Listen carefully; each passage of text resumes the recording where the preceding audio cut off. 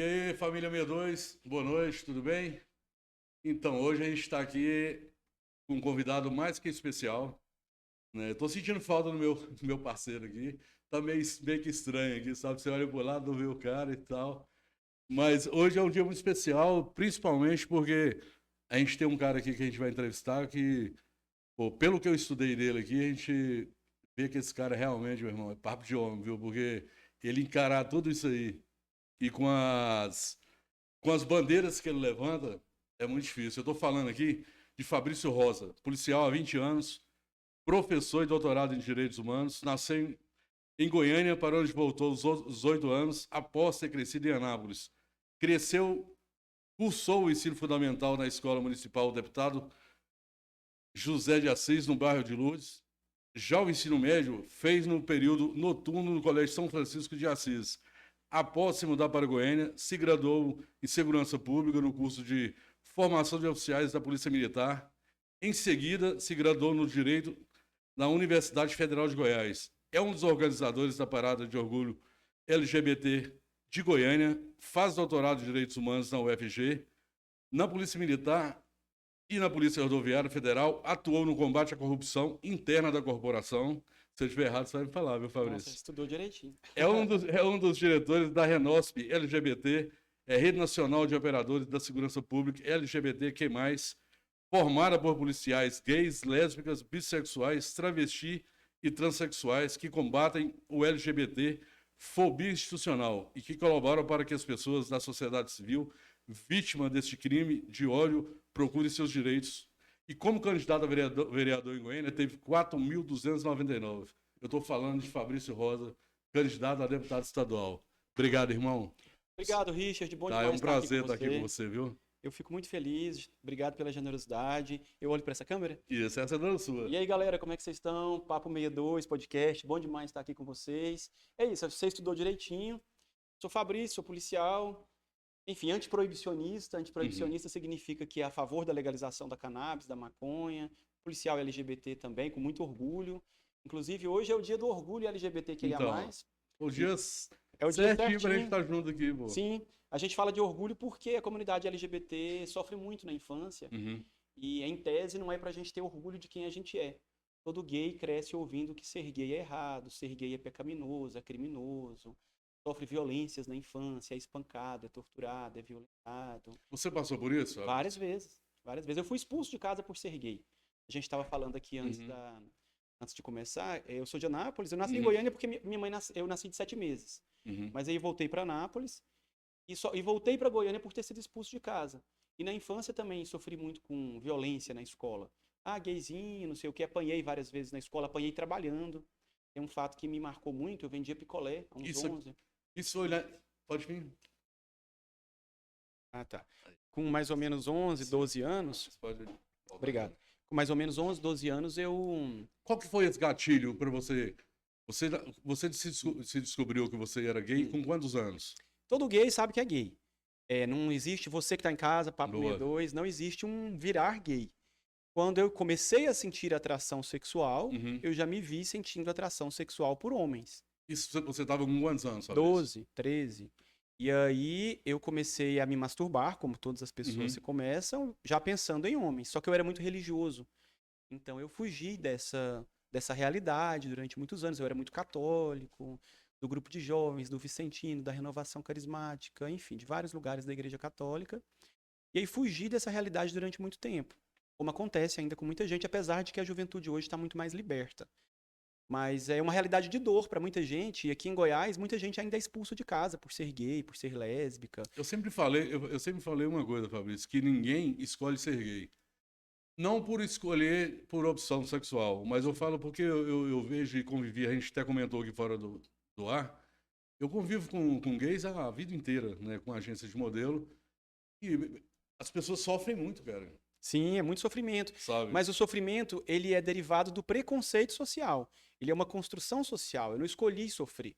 Uma criança com 6, 7 anos, tipo eu, se tem um comportamento mais afeminado, você já é apontado como viadinho, como gay, como um comportamento que não é correto. Então você sofre não porque você nasceu com uma pílula do sofrimento dentro de você, Uhum. mas você sofre porque é algo socialmente construído que diz que o seu jeito de ser é errado.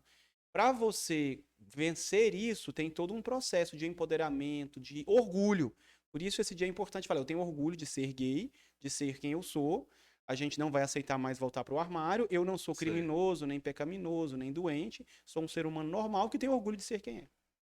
E você tem irmãos, tem irmã? Seus pais são vivos? Sim, meus pais. É assim. Minha mãe namorou com meu pai. E aí eu nasci. Mas a minha mãe casou com meu padrasto, eu tinha 1 ano, então eu tenho 2 irmãos da parte da minha mãe e do meu padrasto, eles moram em Anápolis. Uhum. E o meu pai biológico é daqui de Goiânia, eu tenho 4 irmãos da parte do meu pai aqui em Goiânia. Então são 6 irmãos, eu sou o mais velho. E Todos são vivos. Suas mães moram lá também? Lá em Anápolis Minha ainda? mãe e Sua meu padrasto moram lá, e meu pai e minha madrasta moram aqui. Qual foi o momento exato que você falou, pô, sou gay, eu quero ser polícia? Porque a gente olhar assim os olhos naturais, não é normal, né, Fabrício? Não é o mais. Não é o normal que a gente vê. Sim. É normal, é lógico que é normal, mas Uhum. eu falo assim, o que a gente convive, o que a gente vê, é muito difícil você ver uma pessoa falar definida já como gay e falar, pô, eu quero ser polícia. Não pela profissão, mas eu falo pelos Sim. próprios colegas. Igual eu li várias coisas suas que eu vi que você passou por várias situações assim, né? De as pessoas quererem te expor, quererem te ridicularizar. Você levantou a cabeça e tocou o barco, né, irmão? Sim, mas no meu caso não foi nenhuma escolha. Como eu era um pouco estudioso, eu fui expulso de casa, como eu falei, eu mudei Uhum. para Goiânia. Aí fui morar com um avô que era de uma família bem evangélica, bem tradicional, que era onde eu tive acolhida, da Igreja do Véu, com todo respeito a você que é da Igreja do Véu, mas enfim. Aí eu falei, cara, aqui também, se a notícia chegar aqui, vai ser pior do que lá em Anápolis. E aí fui fazendo concurso. E aí me falaram do CFO, Curso de Formação de Oficiais. E aí eu fiz a prova em 99. E aí passei. Aí alguém falou: você pode morar lá no quartel durante 3 anos, você vai ter salário. Meu irmão morou lá Aí eu também. falei: então é esse lugar que eu quero mesmo, vou morar no quartel, vou ter salário. E de fato eu lembro que o salário era R$ 450 na época. E aí foi isso. Então não foi bem uma escolha, foi o primeiro concurso que eu passei, onde ao mesmo tempo eu tinha uma casa que eu estava precisando de uma casa para morar. Mas você já sabia já das dificuldades? Fala das dificuldades ao seu redor. Cara, Sabás, gracinha, sim, sim. isso.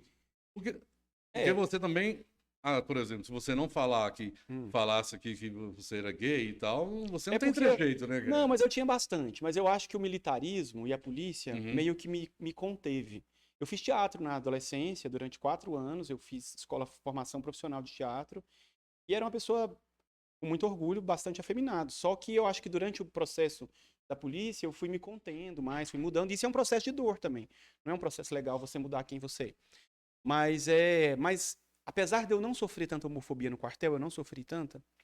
Eu via a homofobia estrutural, a homofobia acontecendo. Então, em todos os lugares. Ah, viadinho, não pode ser isso, não pode aquilo. Ah, marcha direito. Ah, goiabinha, baitolinha. Eu via todas as Chico pessoas. Buarque. E o fato de eu não poder ter o meu. Eu não era assumido naquela época dentro da PM.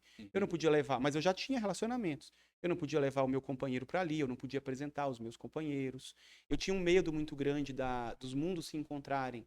O meu mundo dos meus amigos gays com o mundo da polícia militar.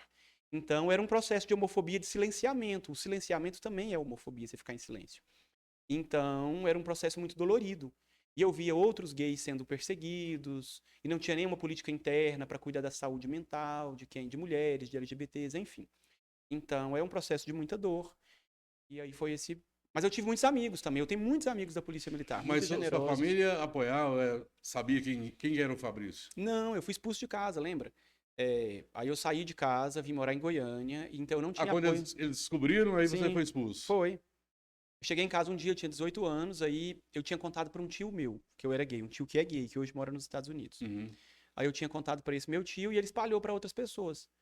Aí, de repente, eu comecei a ver meu padrasto chorando. Eu chegava em casa e via ele chorando num canto, chorando no outro. Eu não entendia, não tinha a menor noção que era comigo a situação. Aí um dia eu cheguei em casa à noite e minha mãe falou: olha, seu pai falou que não é para você morar com a gente mais. Você é gay mesmo? Eu falei: sou. Ela falou: então pega suas coisas e vai embora.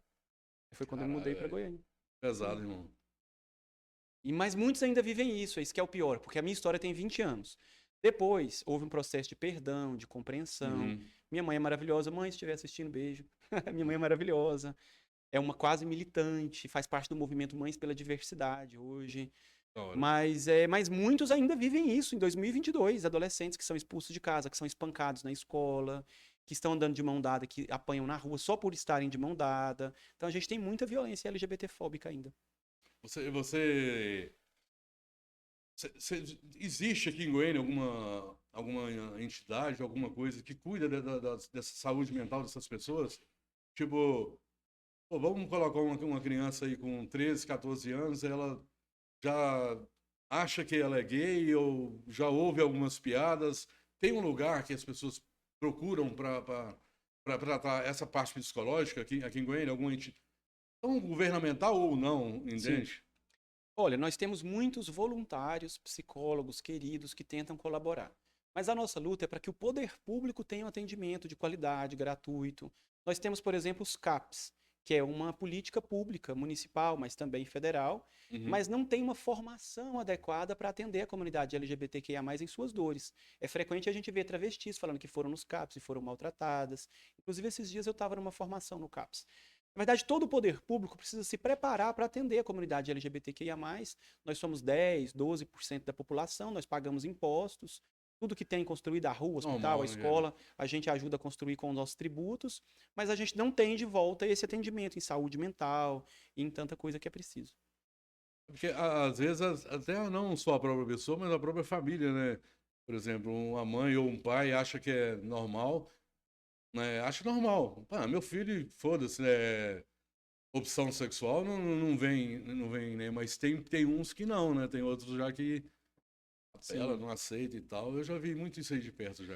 Principalmente nesse momento político. A gente tem visto um momento onde a maldade, o preconceito, a discriminação veio à tona, veio ao palco e virou política pública. O ódio virou política pública. Então, a gente vai ver figuras como o presidente falar que é melhor ter um filho ladrão do que um filho gay, que um apartamento, que se você tá do lado de um casal gay, seu apartamento vai desvalorizar. Enfim, vai falar uma série de barbaridades que nos colocam numa condição de vulnerabilidade. E essa fala autoriza a violência, porque a violência física, ela é primeiramente autorizada pela linguagem.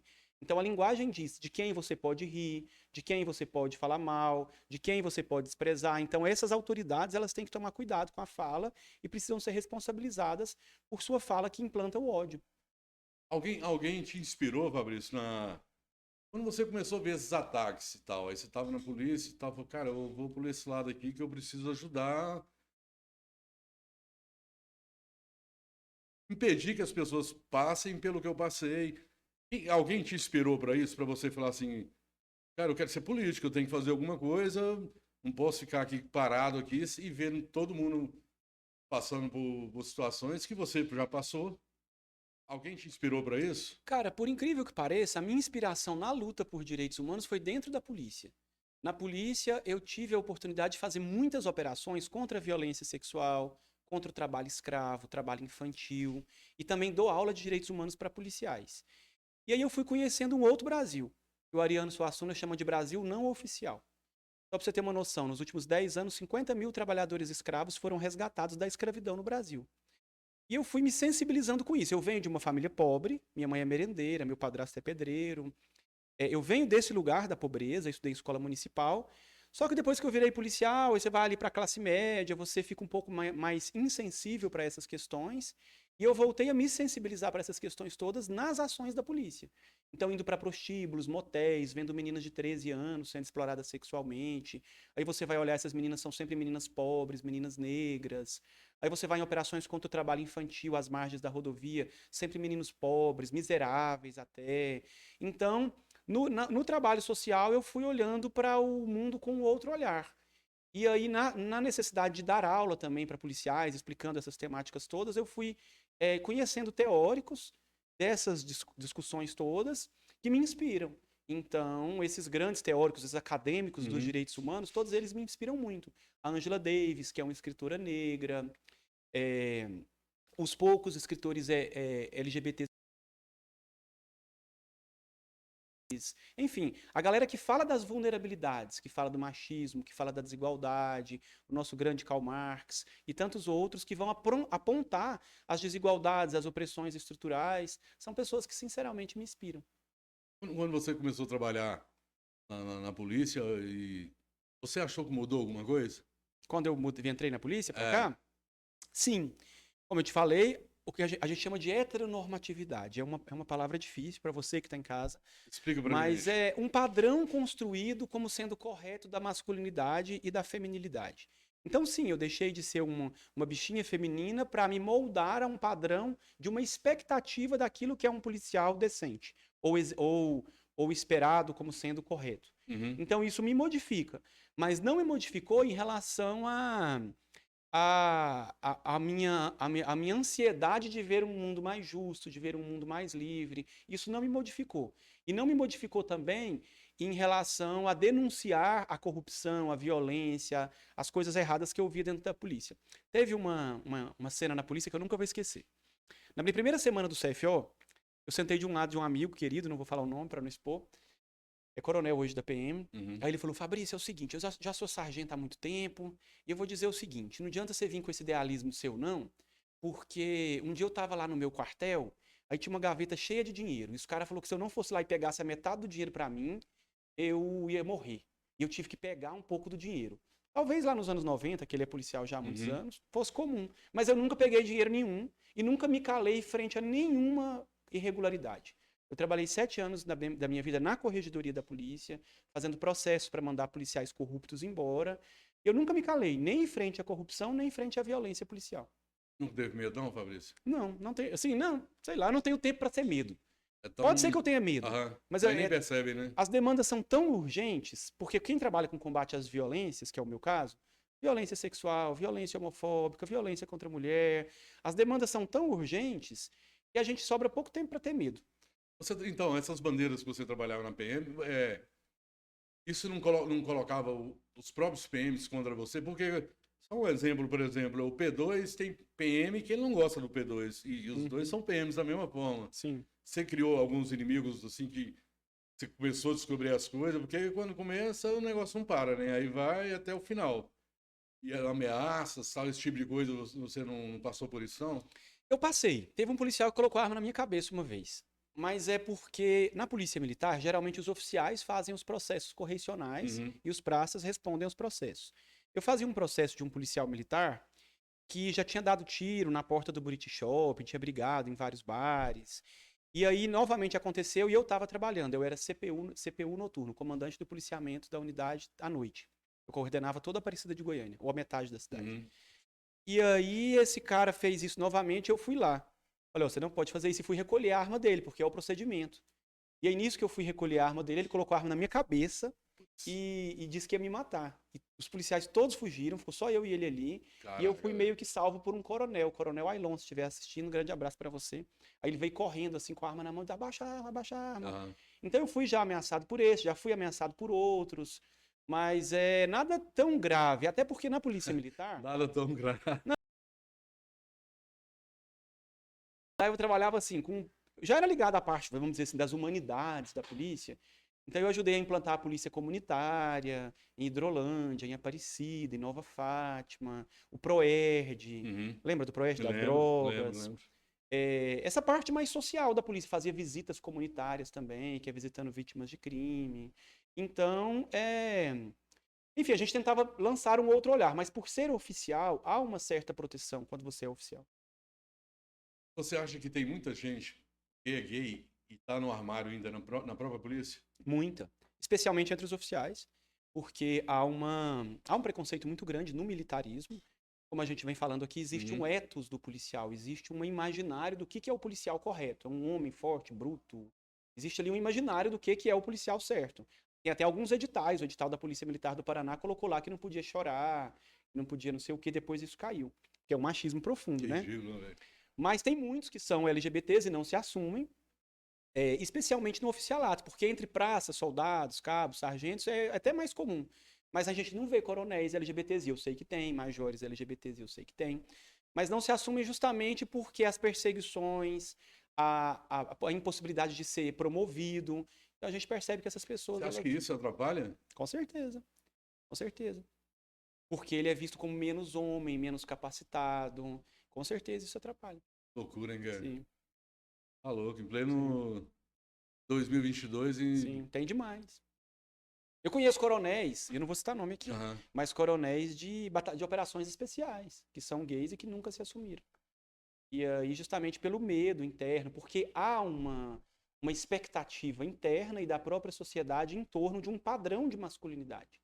E é um padrão doentio que faz mal para os homens, porque não cuidam da própria saúde, do próprio psicológico, e que acabam fazendo mal para as mulheres também, que acabam sendo violentos, e para a própria sociedade, porque esse padrão de masculinidade também se impõe para a política.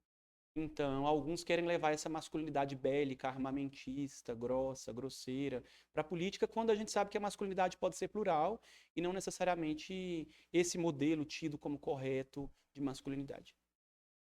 Fabrício, vocês, lógico, você deve ter vários projetos, né? Vem trabalhando neles já há um bom tempo já, né? Sim. Tentando mostrar e colocar em pauta nessas coisas.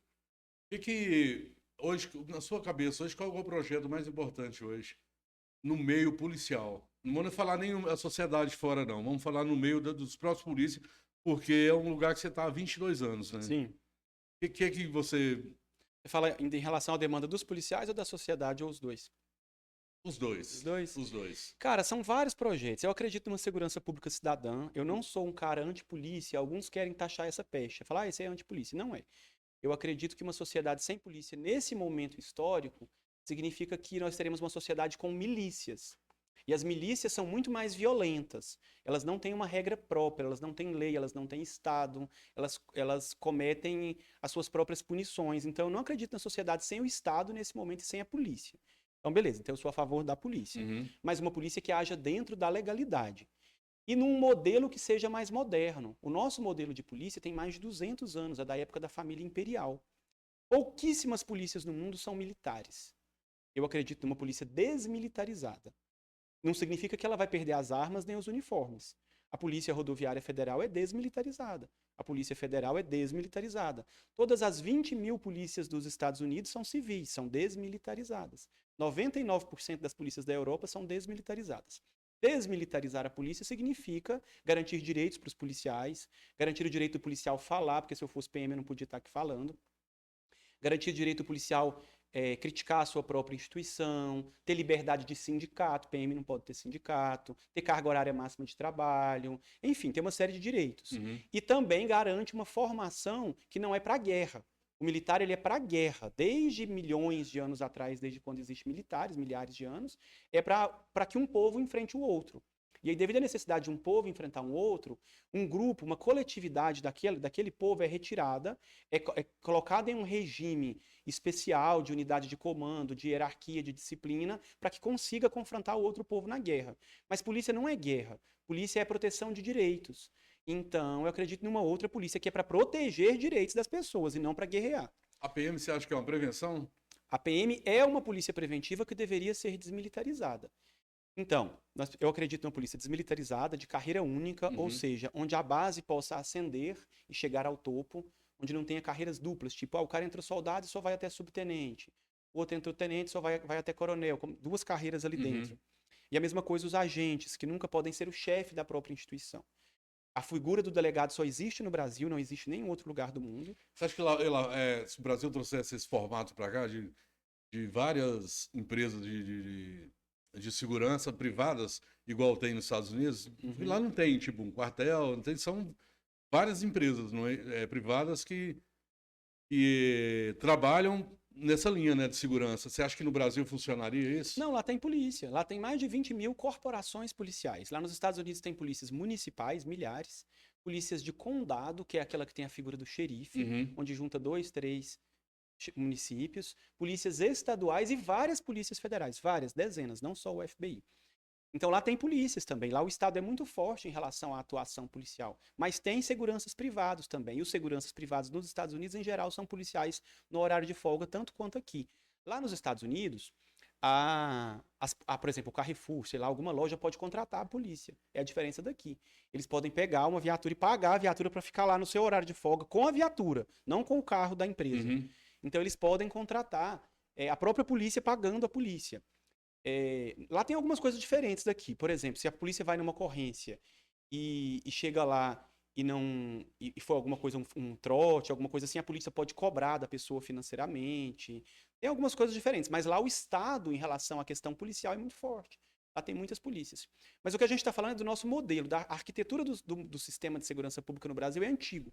Então é preciso desmilitarizar, criar a carreira única e criar a possibilidade de todas as polícias investigarem. Isso na Europa, nos Estados Unidos, no Japão, todas as polícias podem investigar. Vou dar um exemplo. Você tem um crime numa floresta, sei lá, na Chapada dos Veadeiros. Aí tem ali uma guarda florestal.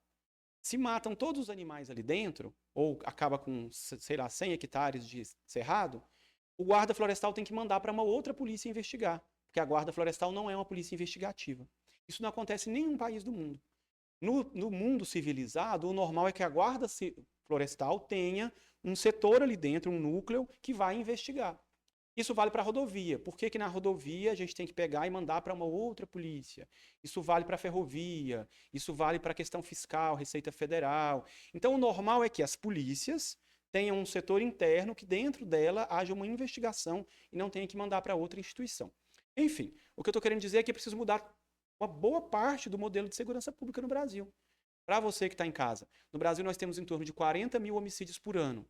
A descoberta de autoria, descobre quem é o autor, é em torno de 20% por ano. Isso é muito baixo. Demais, cara. As pessoas falam assim, eu quero pena de morte, eu quero 50 anos, 1000 anos. A gente está mais preocupado com a punição do que com a eficiência do sistema. Não tem nem como punir um sistema que não descobre quem é o autor.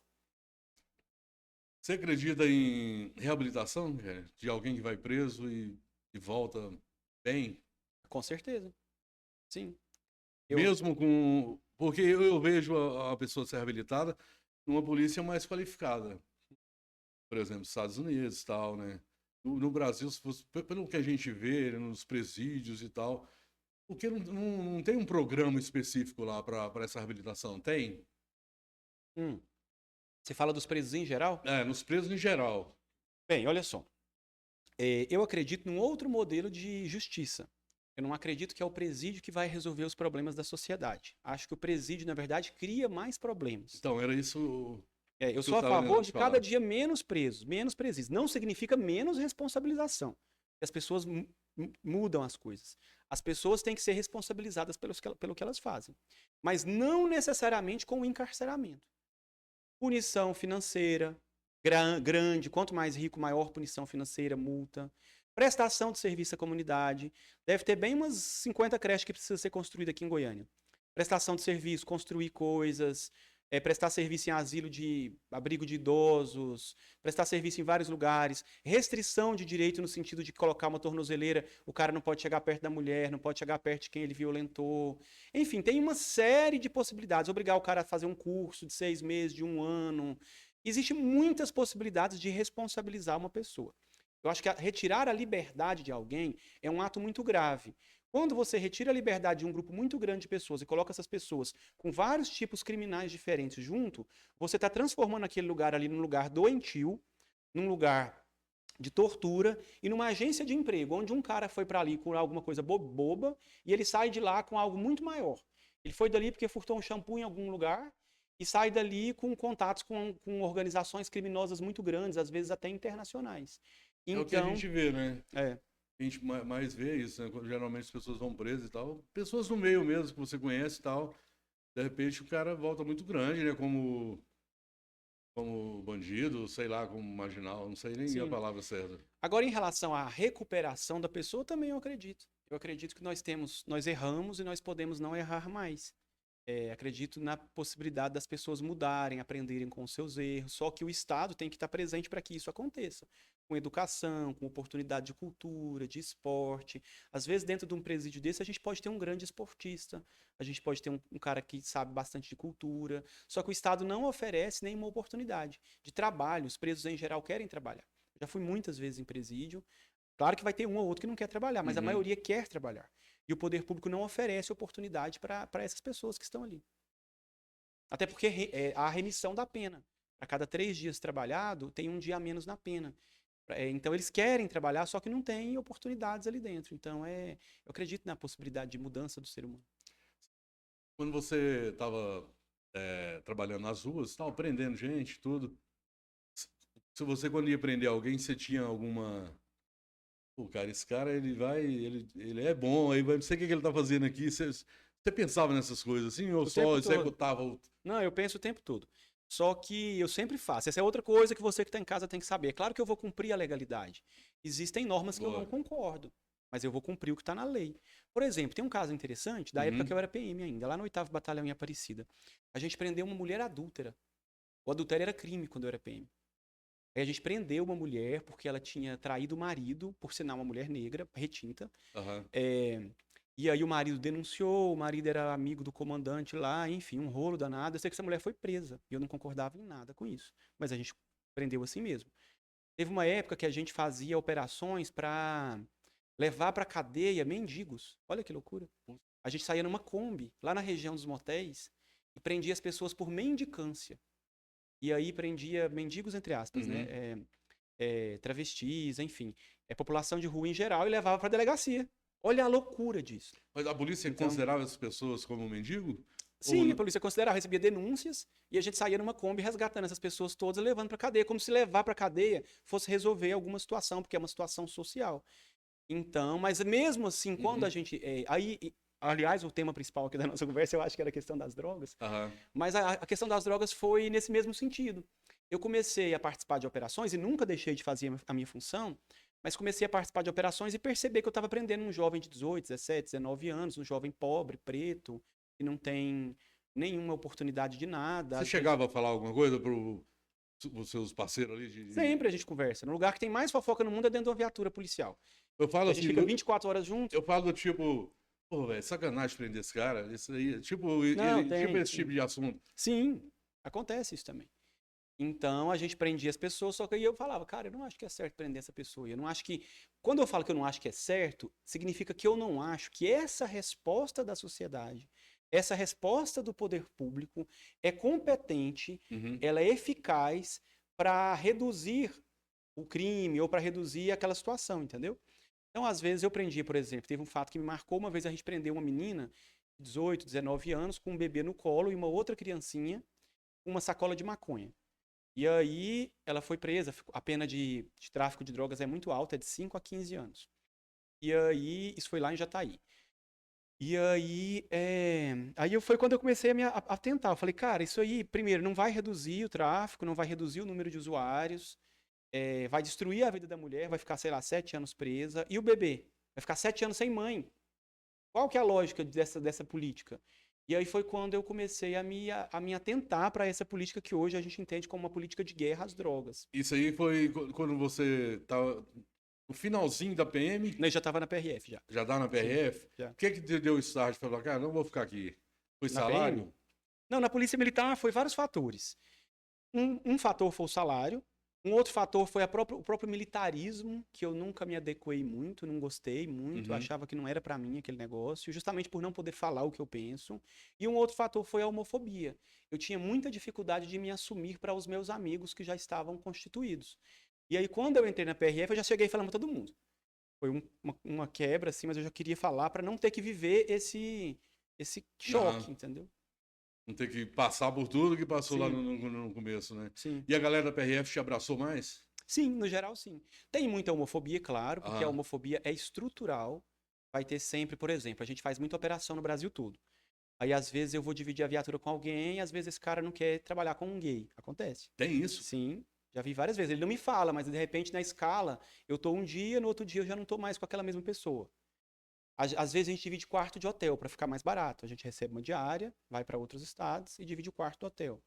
Aí chega uma lista com os nomes. Aí, de repente, depois muda esse nome uma vez, muda 2 vezes. Hoje eu fico só com mulher. Eu peço para ficar com mulheres que são Você ainda tranquilas. tá trabalhando ainda? Sim. Eu tô fazendo doutorado agora, então eu tô com uma redução de carga horária, tô trabalhando à distância. Mas eu tô na ativa ainda. Da hora, né, cara? Sim. O PRF é. Eu acho os caras grandes, sabia? Eu acho o rodoviário de uma importância, cara, sabe, nas BRs aí, principalmente pelo tráfico de drogas, sabe? E assim, a gente vai entrar nesse assunto da legalização. Até assim, eu queria que você explicasse até para todo Uhum. mundo o que é a descriminalização, a legalização, Uhum. sabe? Sobre essas coisas que às vezes a gente confunde, Sim, né? Não vou falar nem todo mundo, até eu mesmo, às vezes você confunde, né? O sim. que é discriminação, o que é legalização, o que vai dar cadeia, o que não vai dar. Eu acho que a sociedade precisa saber disso com mais clareza, porque não é passado com clareza pra Com gente. certeza. Isso é muito importante. Eu até agradecer a oportunidade. Você que está em casa tem que estudar sobre isso. Olha só. Primeiramente, eu preciso dizer que eu não estou aqui falando em nome da polícia, né? Eu estou aqui como um cidadão, no meu horário de folga. Sim. E nem a gente está incentivando o uso de drogas, de maconha, de qualquer droga que seja. Porque muitas vezes, quando você fala de antiproibicionismo, quando você fala de legalização, as pessoas acham que você está incentivando. E não é isso. Lá atrás, quando eu falava que eu não concordava em prender uma mulher adúltera, não significa que eu estou incentivando o adultério. Eu só não acho que o direito penal, a polícia, a cadeia, seja o meio para enfrentar o adultério. Lá quando eu falava, cara, eu acho que não tem que prender mendigo, população de rua. Não significa que eu sou a favor da mendicância. Eu só não acho que o direito penal, a cadeia, a polícia, o camburão, o delegado, seja o meio adequado para enfrentar essa situação, que é uma situação social. Em relação à política de drogas, é a mesma coisa. As drogas, elas sempre estiveram presentes na história da humanidade, que é uma história de mais de 1 milhão de anos. Todos os animais, inclusive os irracionais, utilizam substâncias que são dispostas pela natureza. E há mais ou menos 80, 90 anos, alguém veio com a excelente ideia de criminalizar. Falou assim, vamos criminalizar, vamos usar o direito penal, a polícia, a cadeia, para resolver esse problema das drogas. E essa foi uma péssima ideia. Como é que surgiu isso? E surgiu tanto no Brasil quanto nos Estados Unidos, na mesma época, nos anos 30. Os Estados Unidos tinham passado pela lei seca. Não sei se você já estudou um pouco sobre isso. Durante 14 anos, o álcool foi proibido nos Estados Unidos. Vender álcool era crime de tráfico, era um crime muito grave. Durante 14 anos, a lei federal. A lei estadual tem alguns estados que durou mais de 50 anos. Então, não podia vender álcool. E aí, começaram a surgir os traficantes de álcool. Por exemplo, Al Capone é um traficante de álcool famoso. Que eles chamavam de contrabandista na época. Chamava de contrabandista. E aí, nessa época, quando surgiram os traficantes, os contrabandistas de álcool, a violência, a troca de tiro desses contrabandistas contra a polícia, entre eles mesmos, isso aumentou muito, né, nos Estados Unidos como um todo. Mas o fato é que, depois que acabou a lei seca, surgiu um movimento para criminalizar outras substâncias. Porque falou, a polícia vai trabalhar combatendo o quê agora? Então surge um movimento com alguns policiais para criminalizar outras substâncias. Uma delas foi a maconha. A maconha porque era utilizada por africanos, porque era utilizada por mexicanos. Outras substâncias como a cocaína utilizada por chineses. Então surge uma política derivada da lei seca, mais um preconceito racial. Aqui no Brasil, esse preconceito também gera outras criminalizações. O candomblé já foi crime no Brasil, a umbanda já foi crime, praticar religião de matriz africana, a capoeira já foi crime no Brasil. Então tem esse fator. E tem um outro fator que é o pior. Durante os anos 30, 40, houve uma guerra entre a indústria do petróleo com a indústria têxtil, do cânhamo. O cânhamo é um dos tipos de cannabis. Do cânhamo se faz roupa, se faz papel, se faz várias coisas. E a indústria do cânhamo começou a concorrer com a indústria do petróleo. Quem está em casa, leia sobre isso. E aí no Senado americano, na Câmara dos Deputados americana, houve uma guerra dos bastidores. E aí a indústria do cânhamo perdeu para a indústria do petróleo e da celulose. E aí houve a criminalização do cânhamo. Enfim, o que eu estou querendo dizer é que vários fatores levaram à opção pela criminalização. E aí falava assim, as pessoas estão se suicidando, as pessoas estão... Obrigado, viu? As pessoas estão matando umas às outras, então vamos criminalizar, vamos colocar a polícia para resolver o problema, que vai reduzir o número de problemas de saúde e a gente vai melhorar a vida das pessoas. Só que o que a gente percebe hoje é que nada disso aconteceu. Não reduziu o número de usuários e os problemas aumentaram muito. Então, quando a gente fala que a gente é a favor da legalização, significa que a gente é contra os efeitos negativos da criminalização. E quais efeitos são esses? Primeiro, a morte. O jovem da periferia no Brasil se mata não é devido ao tráfico. Ele se mata devido à ilegalidade. Se não há um mediador, promotor, juiz, delegado, policial, para resolver o conflito comercial ali dos jovens, eles vão se matar, porque a linguagem vai ser a violência, vai ser a ameaça, vai ser a arma de fogo. Quando você fala a linguagem ali dos jovens, você fala entre os traficantes. Entre os chamados traficantes. Porque a gente que é desse rolê da legalização, até o termo traficante a gente questiona. Qual que é o termo? É um comerciante de uma substância que foi colocada na ilegalidade. Se a gente falasse que a gente voltasse lá atrás, onde o álcool foi crime, o dono da Ambev seria um grande traficante, o maior traficante do Brasil. E hoje não, ele é aplaudido, ele é colocado tapete vermelho. Então, na verdade, é uma opção política. por criminalizar algumas substâncias ou não. Então, esses meninos chamados traficantes Uhum. são jovens que comercializam substâncias que foram colocadas na ilegalidade. Como eles não têm oportunidade de emprego, como eles não têm oportunidade de nada, eles acabam por comercializar essas substâncias, e aí eles entram numa guerra danada entre eles, entre a polícia também, e aí eles se matam entre si. Há um conflito também com a polícia, eles matam policiais matam eles. Por quê? Porque a ilegalidade retira o Estado, retira o juiz, retira o promotor, retira o poder público para mediar esses conflitos. O certo seria o Estado estar presente para mediar os conflitos. Então, o problema não é o tráfico, o problema é a ilegalidade. E a gente percebe que hoje vários países têm visto isso e têm regulamentado, têm legalizado. Então, Que você acha, Fabrício, que resolveria isso, irmão? No seu plano de político, como deputado, de projetos, você vai apresentar algo que você acredita sim. que vai acabar com essas matanças, essas guerras entre facções, né, nos próprios setores. Às vezes em facção, mas o próprio cara avulso ali que está querendo defender a grana dele. Porque também, assim, é lógico que o tráfico hoje ele não é legalizado. Mas muita gente entra no tráfico para comer. Sim. A gente sabe disso, né? A gente não pode ignorar essa parte aqui e falar porque o cara está ali é só para ganhar dinheiro e não é, né, cara? Também. Então, enquanto pré-candidato a deputado estadual, é complicado para eu trazer alguma proposta nesse sentido, porque essa é uma pauta no Brasil, ela é uma pauta federal. Mas a gente se une nessa luta para que haja a legalização. E aí, novamente, eu afirmo, legalizar não significa fomentar o uso, É muito bom você falar isso toda incentivar hora, o cara. uso. Legalizar significa criar uma política racional, onde as pessoas não sejam mortas, não sejam encarceradas. A gente tem um encarceramento em massa. Não sei se você que está em casa sabe, 70% das mulheres presas no Brasil estão presas devido à ilegalidade de determinadas substâncias. Se elas não fossem ilegais, essas mulheres não estariam presas. Não sei se você que está em casa sabe, 90%, mais de 90% de quem é preso no Brasil com drogas está com pequenas quantias, menos de 50 gramas. E não tem troca de tiro. 90% das E a ocorrências, maioria pessoas... é ficha limpa, né? É ficha limpa, as pessoas não estão armadas, não trocam tiro com a polícia. Então, o que a gente está querendo dizer é que é possível criar um sistema onde você não incentive o uso, mas que você também não incentive a violência. E que essa política lá atrás falou assim, vamos usar a polícia para gerar saúde, não gerou saúde nenhuma, porque os usuários hoje continuam consumindo e consomem um produto que eles não sabem o que tem ali dentro, qual que é a qualidade.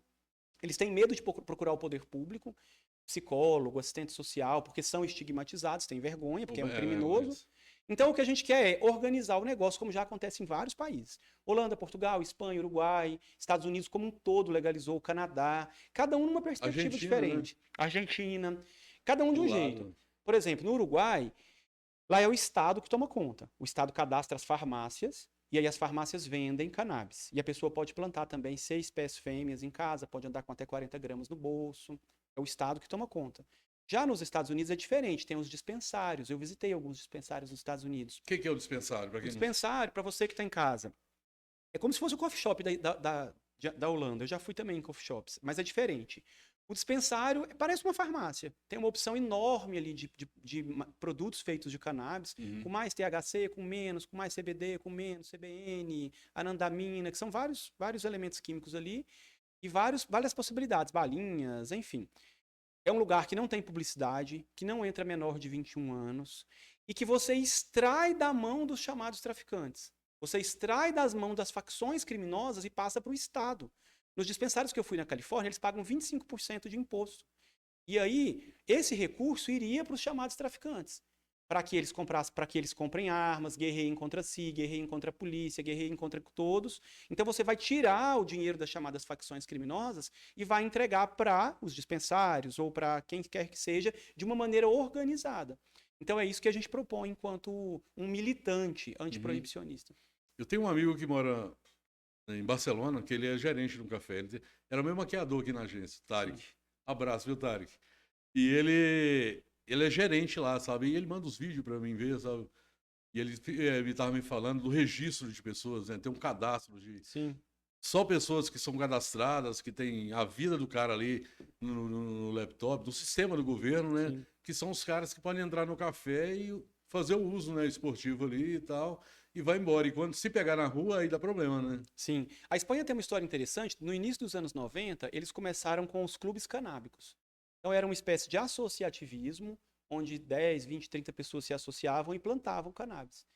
Plantavam de maneira ilegal, depois entravam na justiça, alguns foram ganhando na justiça, decisões individuais, depois decisões coletivas. Várias vezes o Estado, por meio da polícia, queimou essas plantações, eles fizeram manifestações. Foi uma luta grande na Espanha para conseguir Uhum. regulamentar. Mas hoje lá é regulamentado tanto os clubes canábicos quanto uma espécie de dispensário, dispensários que existem lá também.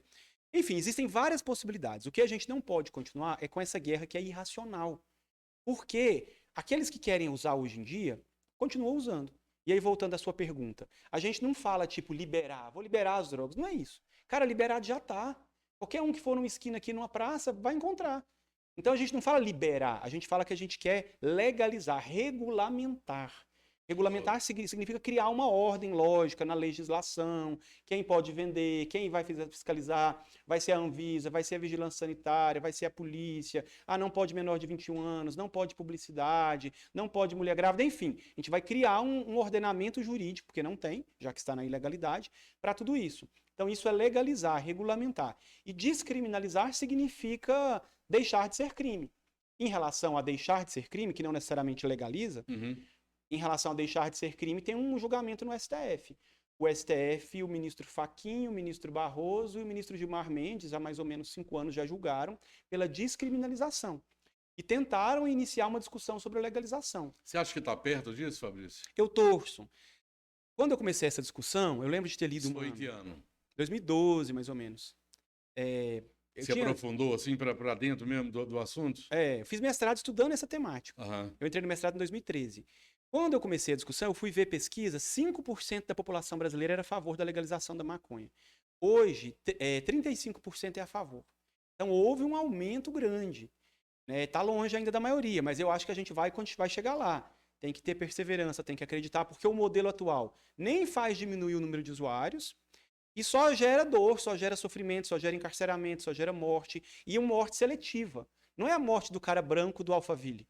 É uma morte do menino pobre, preto, da periferia, onde eles se matam a si mesmo ou o Estado mata eles. Então, são mortes seletivas. A guerra às drogas ela também é racista. Ela replica o racismo estrutural. Ela replica a corrupção também, porque acaba que, devido a essa guerra, policiais acabam utilizando esse sistema para pedir propina, para liberar pessoas. Então, essa guerra só faz mal para todo mundo. Ela não é uma guerra boa. Você acha que se a gente chegar no tempo de plantar, eu, por exemplo, eu vou plantar, você acha que vai acabar essas guerras? Bem, ou você acha que, deixa eu só complementar um pouquinho mais, para complicar um pouquinho mais, você acha que não vai diminuir só os verdadeiros donos da droga? Tipo, vai ter, em vez de ser 10 caras, vão ter 2 que vão mandar no negócio. Ou o governo, ou pessoas. Você acha que pode acontecer isso? Ou você acha que não? Vai acabar, a pessoa vai ter, lógico, vai ter as leis, né, dentro disso. Você pode plantar tanto, pode andar com tanto, pode plantar em tal lugar ou não, e você não vai ser preso. Você acha que mudaria isso e acabaria com o tráfico? Então, a gente luta para que as pessoas tenham liberdade, para que possa haver autocultivo. Não tem lógica alguém ser preso por causa de uma planta disposta pela natureza. Sempre que eu vejo na capa de um jornal, fulano foi preso com 3, 4 plantas, as pessoas acham engraçado, ficam rindo, mas eu acho um absurdo um cara ser preso por causa de uma planta. Então a gente luta para que tenha autocultivo, para que tenha associativismo, para que o Estado tome conta também, que ofereça medicamentos. Nós estamos falando de algo também que tem um potencial curativo. Sim. A cannabis tem mais de 100 elementos químicos curativos, não é só o CBD que está legalizado no Brasil, são mais de 100 elementos químicos que podem curar várias doenças ou diminuir as dores das pessoas, fibromialgia, Parkinson, Alzheimer, enfim. Isso vai depender muito da nossa mobilização. Não significa que vai acabar o tráfico. Você acha que o Brasil está preparado, cara? Com certeza. Existe tráfico de cerveja, mas não é a maior parte do tráfico. É uma parcela de 10%, mais ou menos. Existe tráfico de tabaco, mas não é a maior parte do tráfico. É uma parcela de 10%, 15%. Mas o mais importante é que você não vê traficantes de cerveja se matando a si mesmo. Você não vê os traficantes se matando, a polícia matando os traficantes de cerveja, você não vê isso. Então, o que a gente quer é salvar vidas. E aí, com a legalização e a presença do Estado, você consegue salvar vidas. Então, o Brasil está preparado? Sim. Essa é uma pergunta que as pessoas fazem muito. Por quê? Porque essa pergunta presume, ela parte do pressuposto que vai aumentar o número de usuários. E não vai aumentar o número de usuários. Eu penso não é nem no número de usuários, eu penso é na própria polícia. Sabe, eu acho que vai. Se a gente legaliza, a polícia vai cuidar dos crimes que realmente importam. Latrocínio, estupro, homicídio. É isso que importa, esses graves crimes contra a vida. E não se o cara tá fumando um beck no quarto dele, na esquina dele, está plantando uma planta. Não é isso que importa, não é isso que vai gerar menos sofrimento na sociedade. Então, a polícia tem que se preocupar com crimes reais e não com esses crimes que foram inventados. Porque isso é uma invenção política de determinada época. Então, eu acho que sim, o Brasil está preparado. E aí essa pergunta tem esse sentido também. Muita gente pergunta assim, mas não vai aumentar o número de usuários? Não. Só pra você ter noção, em Amsterdã sempre foi legal. Lá nunca foi ilegal a cannabis, sempre foi legal. Porque lá são meninos brancos, dos olhos azuis, que cultivavam, e mulheres ricas que cultivavam, e continuou cultivando. Nossa, A proibição bosta, não né, chegou velho? lá. Bosta escutar isso, É. né, bicho? E lá sempre teve menos usuários do que nos outros lugares, sabia? Os holandeses fumam menos do que nos países vizinhos. Quem fuma muito é quem vai para lá. O migrante, o turista. Mas o holandês fuma muito, fuma menos. Tem pesquisa que mostra isso. Portugal legalizou em 2001, já tem 20 anos. E lá não tem índices maiores do que no resto da Europa. Houve até redução do número de usuários. Estados Unidos não iria legalizar se não tivesse muita pesquisa sobre isso. Então, o fato é que os Estados Unidos legalizaram, existe uma indústria da cannabis bilionária, com todos os grandes artistas tendo a sua própria cannabis, e o Brasil vai ficar na traseira de tudo isso, no final de tudo isso, porque por uma mentalidade preconceituosa, moralista, e a gente tem que abandonar o moralismo nesse momento. Então, sim, o Brasil está preparado, porque não vai aumentar o número de usuários. No país do funk, meu irmão, a galera tá preocupada com o baseado. Sim. O moralismo é esse, hein? Sim, então você que está em casa não vai aumentar o número de usuários, várias pesquisas mostram isso. Quem quiser fumar hoje vai fumar, simplesmente vai fumar, não é porque é legal, é ilegal. Então, legal significa que a gente vai ter psicólogo, vai ter assistente social, significa que ninguém vai ser preso por causa disso. Porque hoje em dia ainda é crime fumar maconha. É crime. Não tem prisão, mas é crime. Você pode ser levado para um curso obrigatório, constrangedor, inclusive. Você pode ser obrigado a prestar serviço à comunidade. Você pode receber uma pena de advertência. Então, usar maconha é crime. Vender é muito mais crime ainda. O que a gente quer é regulamentar o rolê. Deixar o negócio organizado e isso não vai interferir na qualidade de vida da nossa sociedade. Eu tenho absoluta certeza disso. Fabrício, eu participei algumas vezes, tal, principalmente dos eventos, da Marcha da Maconha aqui em Goiânia. Uhum. E quando eu soube que você estava envolvido, cara, eu fiquei muito feliz. De verdade mesmo, achei que... Porque isso aí tá entranhado em você, né, cara? Você vê que você fala com muita propriedade e tal. Você não tá falando só por falar, né? O que você espera aí para essa Marcha da Maconha que vai acontecer esse ano? Bem, a marcha esse ano pode ser que aconteça dia 2 de julho, então você que está assistindo, depois você dá uma olhadinha no Instagram da marcha. Coletivo Mente Sativa que organiza. A marcha é sério, às vezes as pessoas levam na brincadeira, na piada, na zombaria, mas a marcha é um movimento sério, onde famílias que têm filhos que sofrem de várias paralisias, de várias doenças, vão para lá lutar pelo direito à sua cannabis medicinal, onde pessoas que têm a cannabis enquanto um ente sagrado, enquanto um elemento sagrado, vão para ali lutar pelo seu direito à sua religiosidade, por exemplo, os rastafares e vários outros, onde pessoas que lutam contra a violência policial vão para ali lutar, pessoas que lutam contra o racismo, professores, pesquisadores, ativistas, enfim, pessoas da indústria da cannabis, do mercado, donos de coffee shops não, de grow shops, de tabacarias, enfim, é um movimento sério. Possivelmente vai acontecer dia 2 de julho, talvez não, está tendo uma discussão que talvez vai adiar, mas o que se espera é sensibilizar a sociedade para a necessidade de defender a vida e de defender a liberdade. Cada um faz o que quiser com o seu próprio corpo. Se você ingere muita gordura, você que está em casa, em tese você vai ter problemas e em tese você vai deixar o SUS um pouco mais caro, porque você vai ser internado, vai ter problemas para o SUS. Mas nem por isso eu estou falando para criminalizar a gordura, ou o álcool, ou qualquer outra substância. Enfim, cada um faz o que quiser com o seu próprio corpo. Nas decisões dos ministros do STF, eles levam muito isso em conta. a autonomia da nossa vontade, o nosso desejo individual. Ah, mas você está colocando sua vida em risco. Cada um faz o que quiser com a sua vida. É. Ah, vou colocar minha vida em risco, então vai ser crime. Então vamos criminalizar, sei lá, o alpinista. Uhum. Vamos criminalizar o cara que faz mergulho. Criminalizando que resolve. Então, tanto é que criminalizar não resolve, que o tabaco, por exemplo. Você que está em casa deve saber. Nos anos 60 no Brasil, mais ou menos 60, 70% da população fumava tabaco. E a gente não precisou da polícia, do direito penal, da cadeia, para reduzir o número de usuários. Hoje em dia, 12% da população fuma tabaco. Mas não foi com crime que resolveu. Resolveu com o quê? Com política pública, falando, olha, não pode fumar nessa sala, tem que fumar lá fora, não pode ter propaganda, não pode ter marketing, não pode isso, não pode aquilo, e deixou um momento constrangedor, deixou um lugar constrangedor para que as pessoas mudassem a postura. E hoje a maioria não fuma. Então não precisou de polícia, de prisão, de cadeia, de tortura, para as pessoas reduzirem o uso do tabaco no Brasil. Você durante a Marcha da Maconha? Para as pessoas que tem muita gente que nunca foi, nunca só vê falar, tem uma Marcha da Maconha. Aí geralmente as pessoas, tem um monte de maconheiro ali na praça fazendo isso e aquilo.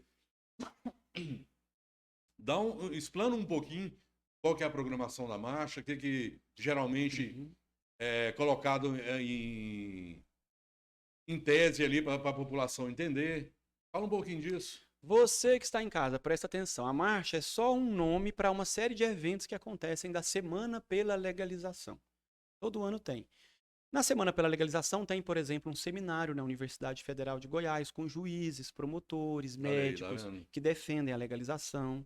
A marcha em Goiânia está no seu 12º ano. Uhum. Como ela ficou 2 anos parada por causa da pandemia, é a 10ª edição da marcha. 10ª edição da marcha e da Semana pela Legalização. Então sempre acontece um seminário para discutir todas essas questões nos seus múltiplos olhares, da saúde, da educação, da segurança. Acontece rodas de conversas. Para preparar a marcha, são 3, 4 meses de rodas de conversa. Acontece um cine canábico. Acontece uma doação de sangue chamado Maconheiro Sangue Bom. Então, para a galera doar sangue. Acontece, enfim, é uma infinidade de rolês que acontecem nos bares, com cantores, falando sobre... Ninguém sabe disso, Fabrício. É porque existe muito preconceito. A questão LGBT, por exemplo, só para você saber essa história, tanto que ela é interessante. A parada LGBT em Goiânia começou há 25 anos atrás. Não saía na imprensa, e a primeira parada tinha 9 militantes, eu conheço alguns deles, e 25 policiais. Havia um tabu enorme sobre isso. Nossa, aquele lá é um tanto de gay lá querendo fazer sexo na rua. Deve ser isso que o povo pensava na época. Eram policiais e alguns homens gays, sobretudo. E aí as coisas foram mudando ao longo dos anos. Hoje são 25 anos, as pessoas sabem que a parada LGBT é uma discussão cultural, política, uma festa também, mas não só. Esse ano, exageraram lá em São Paulo, além de tanta gente, cara. Muito grande, é uma das maiores do mundo. A Marcha da Maconha é a mesma coisa. A pessoa acha que é só um bando de maconheiro lá fumando maconha. E não é. É um bando de maconheiros? Sim, também. E os maconheiros têm orgulho de se dizerem maconheiros. Mas não é só isso. É denunciando essa política que está errada, que é irracional, que é violenta, que retira dinheiro do Estado e entrega para as facções criminosas, que impede as pessoas de decidirem o que querem com o seu próprio corpo, enfim, que impedem as pessoas de terem acesso a um medicamento. Então é um bando de gente discutindo política pública e discutindo um outro país. Só que devido aos preconceitos e à ausência também da imprensa para levar uma discussão mais séria, porque também tem muito preconceito da imprensa, as pessoas acham que é uma coisa bagunçada, que não é. Tem verba de algum lugar para fazer isso? Não, toda a marcha ela é feita com dinheiro militante. Inclusive, o carro de som que vai ter lá. O carro de som é pago pelos ativistas que acreditam, pelos militantes. Um dá R$10, um dá R$20. Vamos comprar camisetas. Os militantes compram as camisetas. Inclusive, na última marcha, a Polícia Militar de Goiás pegou as camisetas dos militantes, os broches, e sequestrou os bens dos militantes ali. Então, é isso que a gente quer enfrentar. Por quê? Por preconceito aceito. Por preconceito com a temática. Então, você que está em casa, quiser participar da marcha, procure no Facebook, no Instagram, Coletivo Mentes Ativa ou Marcha da Maconha Goiânia e venha colaborar com essa discussão, que é uma discussão séria que salva vidas. Podia ter em Goiânia, né, cara, alguns empresários, né, que botassem grana. Porque até em algumas passadas eu sempre falava, cara, tem que fazer um show. fazer um puta show, trazer um cara de expressão a nível nacional. Só um exemplo, né? O D2, por exemplo. É um símbolo da maconha, né? Um símbolo do Sim, maconheiro é ele, né? sim. E aí as pessoas falam, cara, não tem grana, mas eu nunca cheguei a perguntar se tinha grana de algum lugar, sabe? Não tem grana. A parada LGBT até que consegue um pouco de recurso do poder público. Às Uhum. vezes consegue banheiro químico, palco, um recurso ou outro, não muita coisa. Mas ela consegue alguma coisa, né? Às vezes tem empresas também que são muito preocupadas com a diversidade, às vezes doam também. Já a Marcha da Maconha, pelo menos a de Goiânia, até onde eu conheço, não tem. Tem, assim, uma tabacaria amiga que dá R$ 200, R$ 300. É, nesse sentido, mas algo muito pequeno, feito por quem acredita mesmo na causa. Você chegando lá, deputado, você se preocupa com isso aí? Essa parte Hum, de apoio e tal? com É certeza. lógico, você deve fazer isso já, né? Mas só Sim. pra... O nosso possível mandato, se ele vier e a gente torce que Vai venha, vir, vai vir. ele é um mandato militante. Das pautas que eu trabalho, não só essa, não é só uma pauta LGBT e da Uhum. maconha, não é isso. Eu trabalho com criança e adolescente de maneira muito séria, de maneira muito respeitosa há mais de 20 anos. A gente tem um projeto com crianças com câncer, não sei se você já viu, com que os policiais raspam o cabelo em homenagem às crianças Não, com câncer. não Existe há vi. 9 anos, nasceu aqui em Goiânia, hoje é feito em 35 cidades. A gente faz um projeto cultural itinerante em um motorhome, que se chama Esperança Sobre Rodas. Você que está em casa, se quiser seguir no Instagram, quiser ajudar. A gente já foi em mais de 30 cidades, ocupando as praças, as escolas, falando de direitos humanos, fazendo sarau de poesia, música, teatro, enfim. A gente faz uma série de projetos há muitos anos, especialmente no público adolescente e da juventude. Quem vem de uma juventude pobre, que é o meu caso, o que a gente mais quer é oportunidades mínimas. Eu lembro quando eu era office boy, o meu sonho era ganhar, sei lá, R$ 200 por mês. O meu sonho era ter um mínimo de possibilidade para me agarrar nessa possibilidade e tentar fazer alguma coisa. Então, quem vem da juventude periférica sabe da necessidade de ter algum ancoradouro, alguma oportunidade. Então, a gente sempre faz muitos projetos voltados para a juventude e para os adolescentes. Durante um período da minha vida, eu trabalhei com adolescentes em conflito com a lei, justamente por acreditar na mudança das pessoas. Uhum. Você me perguntou se eu acredito, e Sim. eu acredito muito. Levando adolescentes para dentro da polícia, fazendo rodas de conversa, enfim. Então, talvez a minha pauta principal, e aí são muitas pautas, é até arriscado falar isso, mas o que mais me comove é a morte e a violência contra o jovem da periferia. Isso é o que mais me comove. As pessoas Então, tinham que te entender, né, cara? sim, Porque você é muito legal as pessoas falarem de bandeiras, de pautas e tal, mas sem viver, sabe? E isso que você tá falando é uma coisa que você presenciou aí a vida toda, né? com Polícias certeza. tratando pessoas más, e batendo ou não, né? E eu acho que a sua preocupação hoje maior é isso, né? Também. Não só na polícia, mas antes da polícia também, no bairro que eu morei, eu tenho vários amigos que morreram Ah, o BL devido lá à é guerra às Bravas. drogas. Sim. Eu Você conheço. chegou a conhecer lá? Conheço, pô. Sim. Eu morei desde 88, né, em Anápolis. Eu mudei em 89 porque eu casei e tal, mas meus Uhum. pais estão lá, então eu sempre estou lá. E você morou lá quanto tempo? Cara, morei diretão, acho que uns 4 anos. 4 anos. É. Então, eu fui criado num bairrozinho pequenininho, depois do bairro de Lourdes, que se chama Jardim Palmares. Então, era um bairro que nem era asfaltado durante a minha infância. Então, o que eu convivi foi com morte, um pai muito violento também, que violentava minha mãe, que nos violentava, mas com uma violência entre os meus amigos também, que se violentavam a si mesmos, que eram mortos por eles mesmos ou pela própria polícia, Uhum. enfim. Eu venho de um lugar da violência. E esse lugar eu sei que ainda existe, está nas periferias aí da nossa cidade.